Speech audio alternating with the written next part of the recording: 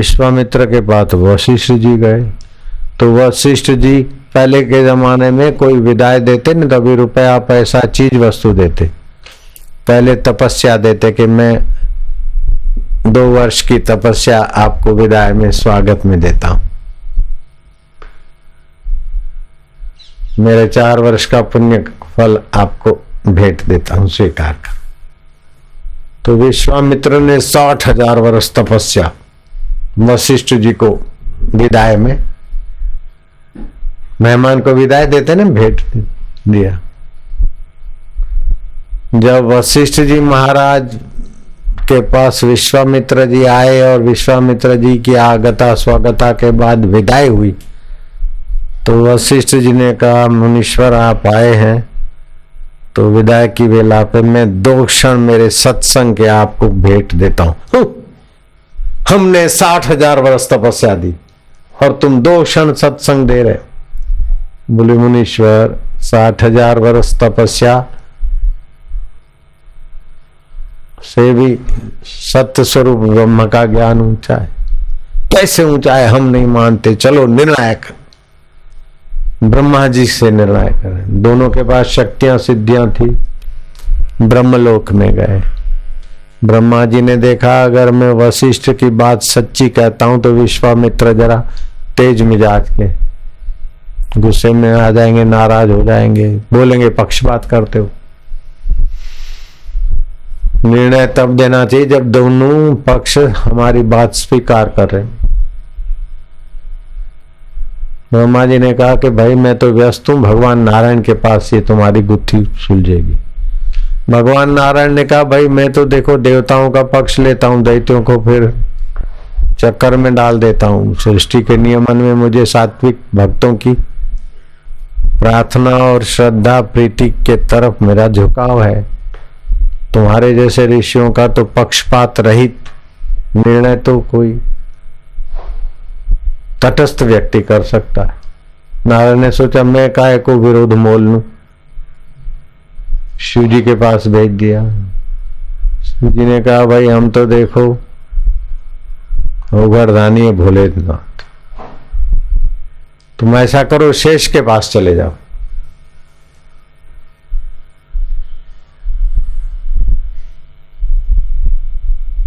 वो सारी पृथ्वी को धारण करे हुए, शेष माना ये नहीं ये नहीं ये नहीं, सब नहीं होते हुए भी जो है शेष बच गए।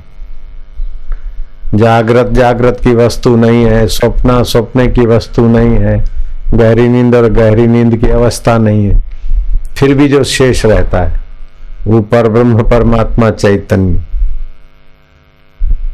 और वही शेष सत्ता पृथ्वी को गुरुत्वाकर्षण नियम जो भी नियम हो शेष सत्ता के उदाहरण कर।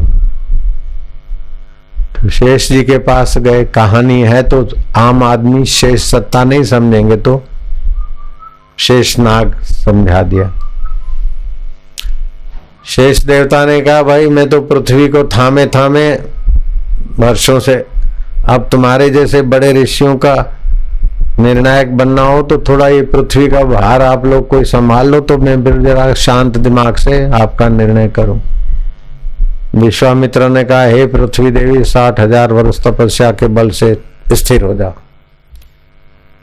शेष जी को कहा आप हटाओ अपना हो जाए। शेष जी हटे तो बोले महाराज गई।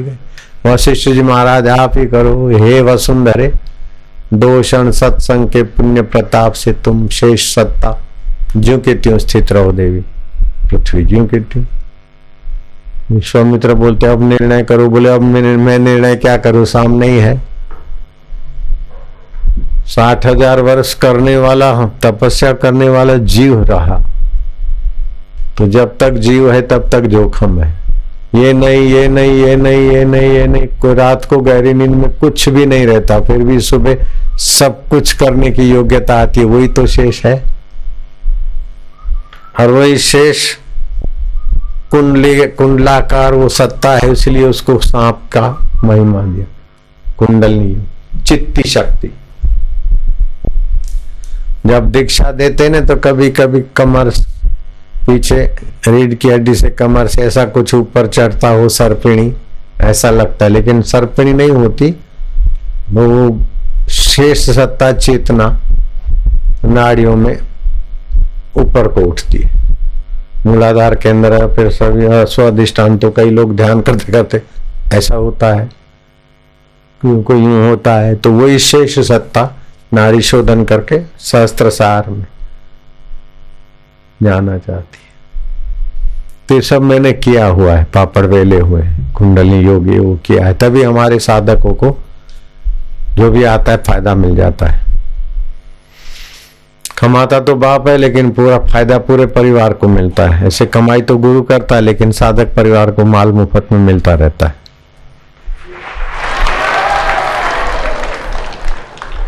पलक में ही मिल जाता है, एक पलक में।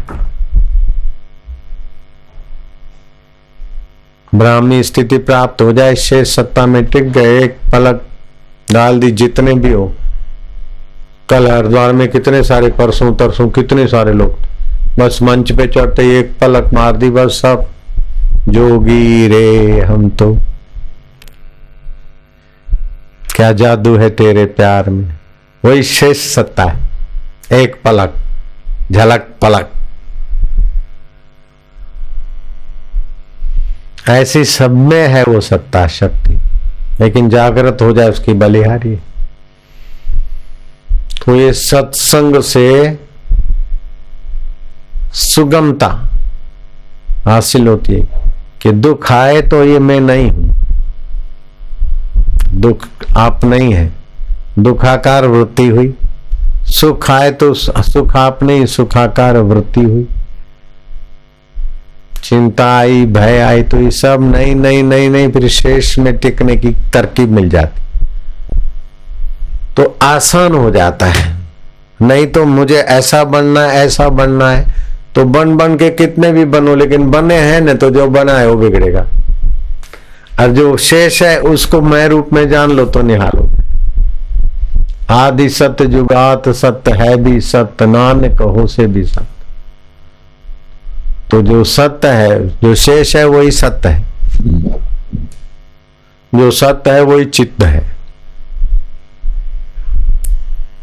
तो सत्य की चार अवस्थाएं होती, गति तो चलना, दूसरा बोलना, तीसरा बैठना, और चौथा चित्त में बुद्धि, बुद्धि में चेतनता का निर्णय का सत्ता, और आनंद। ये शेष का तीन गुण, सत्य चित्त आनंद। बोले मैं मर गया, नष्ट हो गया, नहीं, शरीर नष्ट हुआ, आप रहे, शेष रह गए। दुख आया मैं मर गया, नहीं, आप शेष रहे। सुख आया मैं निहाल हो गया, आप शेष रहे। वही शेष नाग खाली धरती को उठाता नहीं, सबको वही उठाया लिया, शेष ही सारा संतुलन बनाए रखा। तो ये अकेले में बैठ के कितना भी आंखें मूंदो, कितना भी जप करो, तो ये ज्ञान नहीं मिलेगा, सत्संग में मिला। हाँ,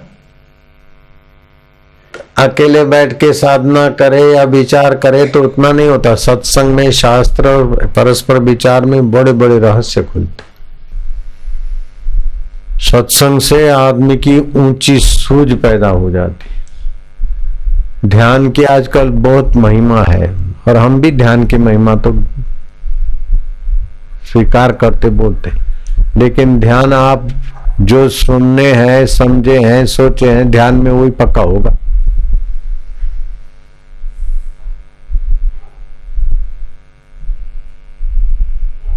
सत्संग से आपकी जो व्यक्तिगत सूझबूझ है, जगत के बारे में सूझबूझ है, या सुख के बारे में सूझबूझ है, उसका शुद्धिकरण, शोधनीकरण करते करते आपको एक ऐसी ऊंची चीज बता देता है सत्संग,